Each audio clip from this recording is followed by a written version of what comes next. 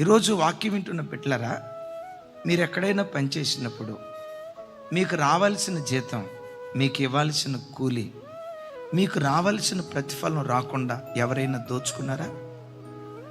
అది మీ కష్టార్జితం, అది మీకు చెందిన ఆస్తి, అది మీ పిత్రార్జితం.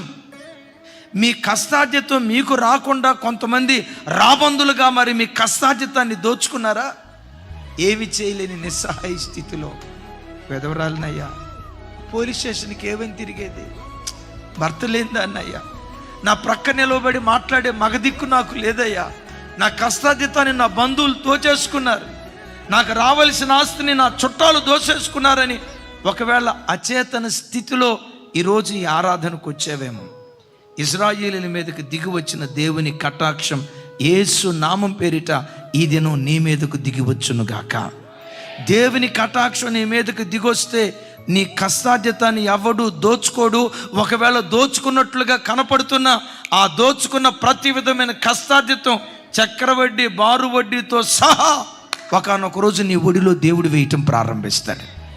అంటే దేవుని కటాక్షం మన మీదకు దిగొచ్చినప్పుడు మన కష్టార్జితం అన్యాక్రాంతం కాదు.